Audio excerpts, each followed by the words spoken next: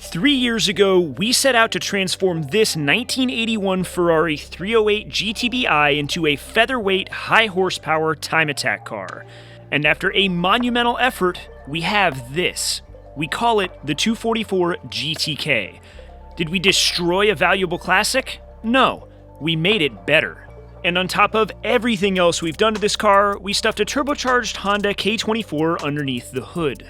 It's a critical element in our quest to build a Ferrari 308 that performs as good as it looks. It laughs in the face of the idea that there's no replacement for displacement, and we finally got it out on track for the first time just a couple of months ago. Now begins the process of refining and developing the car. And for better or worse, that includes breaking a few parts. At the GTA finals just a few weeks ago, we threw a rod through our engine and blew it wide open. But that's racing. We're gonna break some more stuff as we continue. After all, there's nothing left of this original Ferrari aside from the shell. And developing a complete car from scratch comes with a lot of teething pains. But if I wasn't here for the ups and downs of racing, I wouldn't have built this car to begin with. So today, let's dive in and see what kind of carnage we caused and come up with a plan for what's next.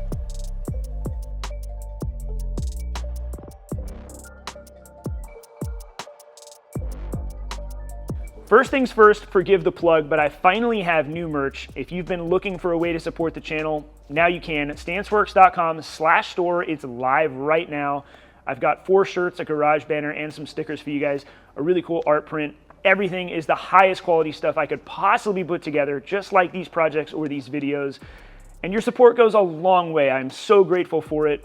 And I'm gonna need it because if you missed it, I blew the engine in the Ferrari up real good. Hole through the block, the whole 9, it is toast. And I should be bummed, but I'm not. I'm trying to see this as an opportunity to learn something because that's what failures present, an opportunity. This channel wouldn't be authentic if I didn't show those hardships. And honestly, I'd rather be out there racing and breaking stuff than not out there racing at all. So that's racing. I'm gonna embrace it. Let's figure out how to improve from this and make the car better than it's ever been. Today, we're gonna pull the engine out of the car. We're gonna see how bad the damage is. And then thankfully, I am really grateful for the guys at 4Piston Racing. They have agreed to let me send them this engine. They're gonna tear it down and figure out what went wrong. They're gonna help us learn from this, and they're gonna help us prevent this problem from happening in the future, whatever it may be. They are the authority when it comes to K24s. That's why I went to them to begin with as a normal retail customer, no sponsorship involved, and they're still willing to help me learn from this mistake. They really want to see this car back out on track. They believe in a K24-Swapped Ferrari just as much as I do. We're gonna see if we can get this thing back together and back out on track for COTA in March for Super Lap Battle. So if you want to support the channel, go do it. But otherwise, just keep watching. Let's get this engine pulled out and let's send it off to 4Piston. And so begins the long, arduous process of pulling the entire driveline out of this car once again. And yeah, I know how to do it. I could probably do it with my eyes closed, but it doesn't make the job any easier, considering in order to get the engine out, literally everything in the engine bay has to come out first. In fairness, a lot of you guys have asked why I don't design some sort of subframe so this engine can drop out the bottom to increase serviceability. But the design of the chassis completely prevents that, and even if I wanted to, it would be a major sacrifice to what rigidity we currently have. Given that we decided from the get-go not to turn this thing into a tube chassis of our own design, we've got to work around some of Ferrari's poor engineering choices. But speaking of engineering choices, there's a few that I think are worth discussing as we get the engine pulled out of the car. First, of course, is why did our K24 fail?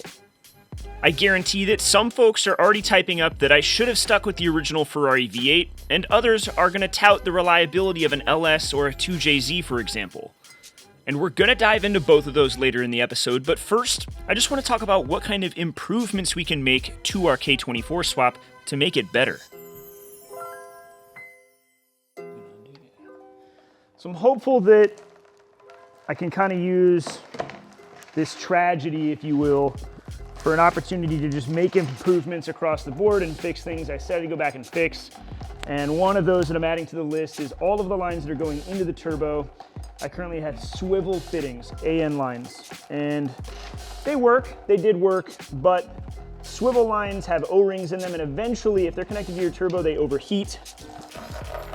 Sometimes they make a mess with coolant, Worse is if it's your oil line, because if it's your oil line and it explodes on a hot turbo, your car will catch fire and then you're donezo. And so I want to put non-swivel lines. We'll clock everything correctly, make sure it's all going to work properly, and get rid of all of the swivel fittings connected to the turbo. I'm also a fan of simplicity, so another thing I'd like to eliminate entirely is our electric turbo sump pump and the associated tank. While the engine's apart and the dry sump system needs rebuilding, I might as well have daily engineering add an additional stage we can use specifically for turbo scavenging. On a similar note, I've mentioned in the past that one of the first things I wanted to change once the car made it back to the United States was that I think it should have a smaller turbo, and that was the plan from the get-go. But getting to drive this thing on track with a G42-1200 compact Garrett has made it clear that I've got way too much turbo lag, and I think something like a G3900 will be much more appropriately sized. As for the fuel system, I want to add a surge tank, because we were having a bit of a starvation issue once fuel level got low while we were in Australia. I guess one benefit of taking everything as apart is we see what has loosened up, and our axle nuts, despite being red Loctited on and torqued to the updated torque spec, were loose. So we really got to make sure we look at everything and make sure we can tell what is coming loose so we can make note of it for the future. We said it while we were at Button Willow for GTA Finals, and here we are saying it again. It is very clear the K-Series is attempting to shake every single bolt out of this car, so I'll need to drum up a new regimen to make sure that everything stays tight, including likely safety wiring bolts that weren't previously done.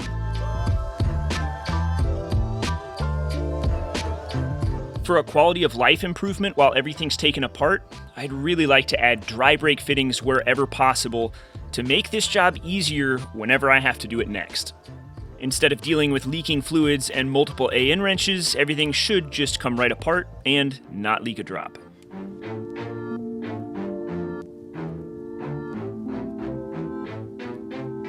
I'm confident that list is going to continue to grow while the car is down, but let's transition and discuss why our current K24 might have failed. For that, let's rewind just a touch. If you've been around since August of 2021, you'll remember when our 4-piston KT1000 engine showed up on a crate. If you aren't familiar, this is the K24 of K24s. It's built by 4-Piston Racing, who is nearly unanimously agreed upon as the industry leader when it comes to K-Series engines. It's built to support 1,000 horsepower and withstand an immense amount of manifold pressure. And so it's left a handful of you guys asking in the comments, Mike, why did it fail? It shouldn't have happened. I expect more out of something like this. But the truth is, it doesn't matter how well you planned, how much you spend, or how good your parts are. When it comes to racing, shit happens. I could stomp my feet, get upset, and begin pointing fingers at either the tuner or the engine builder, but I'd rather put on my big boy pants and figure out the root of the problem, prevent it from happening in the future, and just build a better car. All we can do at the moment is look at the data and try to analyze it to understand what happened. But honestly, the data is doing a good job of trying to keep its secrets. But for most of you guys making comments about this whole thing being an oil starvation issue, some of you have said I need an AccuSump or that I need to go dry sump, that it was because of G's in the turns and starving the oil for pickup. That's not the case. This thing's dry sump. The belt is still in place. All of that stuff is still working. It was not an oil starvation issue in that sense. We know that much. So, looking at the data log itself, it doesn't tell me a ton. From my admittedly very basic understanding, things like our air-fuel ratios, our EGTs, our manifold pressure, anything that could contribute to melting an engine down looked really good. It doesn't seem to be something that was in the tune. If it was, it's probably related to ignition timing, but that's for somebody with a better understanding of this stuff to actually look at. I think that it was related to oil pressure. We were where we wanted to be as far as pressures go, but about a minute before failure, pressure began to taper off and dropped down to around 45 psi at the moment the engine exploded. That could be the sign of a spun bearing and the resulting tolerance changes, but it also could be something like a pump problem. But all of that to say, I truthfully do not have the experience nor authority to really take an educated guess. And that's why we're going to take the engine out and send it to 4-piston so that we can get answers. By pulling the engine apart and taking a look at everything from the rings to the crank, the bearings, the head, all of it, they'll be able to tell us where this problem began and what the most likely cause was. Believe it or not, this could have started in the head and then exacerbated itself down to the bottom end. Or it could be something like a faulty sensor resulting in too much timing, beating the hell out of the bearings. Realistically, maybe I set the oil pump or dry sump system up incorrectly. This could easily be entirely my fault. Assigning blame, though, doesn't get us anywhere. Instead, what we need are answers. I believe in this K24 swap and the platform that we're building, and I just want to make sure that whatever engine we put back into this car doesn't suffer the same fate for the same reasons. But I feel confident that we're going to find some answers and that we're going to make some improvements. That's why I went to 4-piston to begin with. Stuff breaks and shit goes wrong when you're racing, and anybody who says otherwise is lying. But to have 4-piston in my corner helping to figure out what went wrong and to develop this platform, I don't know what more I could possibly ask. Well, now that the motor is out, we get a better view of what everything actually looks like, and I can't say that any of it's surprising because we saw from underneath that it was going to be very broken, but it is very broken. Very, very broken. So my hope at the moment is just to get the starter off and the transmission off so we can actually look at everything. I think the transmission's okay. It doesn't seem to be damaged. Starter's okay. Block's definitely not okay. Cylinder head, we're not going to know until the cylinder head is removed. I don't know if the piston came up and made any contact with valves or anything like that. And I'm not going to bother pulling that apart because 4-piston has said, hey, send this over and let us take a look at it. And that's what I'm going to do. They know what they're looking at more than I do.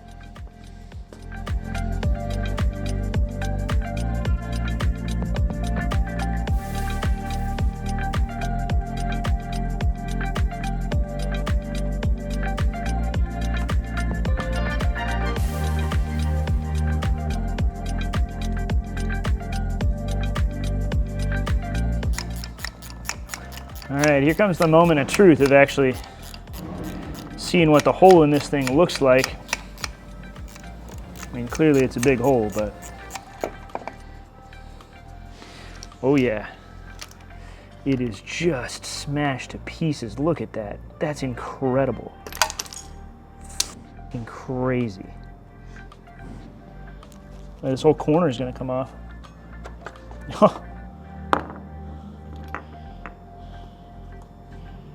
Good Lord.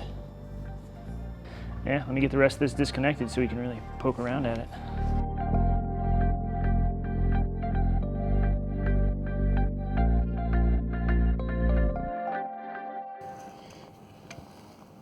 Oh yeah, crank is totaled, obviously, but it's definitely totaled. I mean, the only reason that any of this here is still on is because it comes around the starter out here and it didn't break out here, but otherwise this entire corner of the motor would have come off. And it's split up here, it's split down this way, split over here. It's very broken. Very, very broken. Oh yeah, these valves are definitely bent. Both sets of intake valves are currently open. Sign number one that something's wrong. And then yeah, looking in here, I don't know if you'll be able to see it on camera, but they are definitely bent out of the way. And looks like they made contact, well, it's hard to say, maybe made contact with the exhaust valves too. So yeah, the piston's up against them, it appears. Maybe not currently touching, but... So yeah, we threw a rod and made a big hole in the block. Clearly something in there is unhappy. We weren't asking a ton of the engine. We were only at about 13 psi or 650 horse at the time it blew up, so it's not likely to be a component failure in that regard. Realistically, something just went wrong, and it happens. So would I have been better off sticking with that Ferrari V8? Well, no, that's a terrible idea. For one, that engine weighs 400 pounds more than this one, And if I had to pay for a replacement built turbocharged Ferrari engine, well, let's just say this project would be put on the back burner indefinitely. You see, that's part of the reason we chose a K-Series. A lot of naysayers liked to point out back at the beginning of the project that, oh, this guy just can't afford to use a Ferrari engine. And while, yeah, that's technically true, I'm also not dumb enough to spend the repair prices considering I truly want to take this thing racing, and this is a result of that. But on the other hand, would I have been better off using something like an LS V8 or even a 2JZ? Is there another engine platform that would have been better suited to this? Would it have lasted longer or been cheaper? Well, I'm going to touch upon this more in an upcoming Q&A episode, but I want to stand over the back of the car for a second and at least showcase one important factor a lot of folks seem to miss. If we go all the way back to one of the first episodes of the build series when the original engine was still in the Ferrari, it's easy to see what the layout was like. The 308 uses a transverse V8, meaning it sits sideways in the car with the crankshaft running perpendicular to the direction of travel. With the engine coming out of the car, you can see the banks of the V8 running fore and aft. If you look closely, you can see the outputs of the differential sitting just below and behind the engine. This makes the entire driveline incredibly short but quite wide, and when you compare this to the engine bay space available in the 308, it becomes pretty obvious why. If we look at the amount of space from the rear firewall to the center line of the rear wheels, it's only a matter of inches as opposed to feet. It would be borderline impossible to fit a longitudinal engine in here. Imagine an LS with a transaxle behind it, and you've got 4 cylinders in a row plus a clutch and flywheel before you get to those output flanges. It's probably a foot longer than the Ferrari driveline. Now, in fairness, there is the LS4, the front-wheel drive platform from the Impala SS, and it can be mated to the Pontiac G6 manual transmission, but that's not going to hold up to our demands, so this layout doesn't really work. The dimensions of the engine bay in the Ferrari 308 are much wider than they are long. And while we do have a lot of extra length to play with given that we cut the whole back of the car out, the biggest issue is that measurable distance between the firewall and the center line of the rear wheels. There has to be enough room for an engine and output flanges of a gearbox to fit within that space. As for how Ferrari did it when it came to the 288 GTO or any successive Ferraris, well, they actually lengthened the wheelbase of the car to pull it off. And if you look in the engine bay, you'll notice there's actually enough room to stuff half of the engine up underneath the cowl. The bell housing of the gearbox is in the middle of the engine bay. The rest of the transmission, well, it hangs down underneath the back of the car, much like an F40 or a 355. I think that even if you use something like an Audi transaxle where the output flanges are right at the front of the bell housing, in front of the clutch, you're still not really going to have enough forward room in the car to fit a longitudinally mounted engine, even something small like a V6. There's just no forward room to pull it off. Perhaps, maybe, if you really wanted to do something crazy, you could take an RB inline 6 and use kind of the GTR front drivetrain gearbox setup where the flanges come out kind of near the center of the engine. Maybe that would work, but I don't know if that really works without the gearbox hanging off the back of it, but you could hang the gearbox off the back. I don't really think any of that's worth it. That'd also be really heavy and doesn't really serve a great purpose. So, suffice to say, nothing's impossible, but realistically, we went with a front-wheel drive layout in the back of the car because that's what it had originally, and that's really all there's room for. But with that said, I'm done rambling. The engine's in the crate behind me. It's ready to head off to Indiana. The guys at 4Piston are going to take care of us. They've already got to work building an engine for us, and we might actually be going K20 instead of K24 to get rid of that over square setup in favor of, well, a little bit smaller displacement. We'll have to go with that smaller turbo, but I think it's all going to work out, and I'm excited about it. I'll keep you guys in the loop as to what happens. Don't forget, if you want to support the channel, grab some of that merch. We've also got Discord, we've got Patreon, and I've got memberships here on the channel now, so check those out, and I'll catch you guys next week for the Q&A.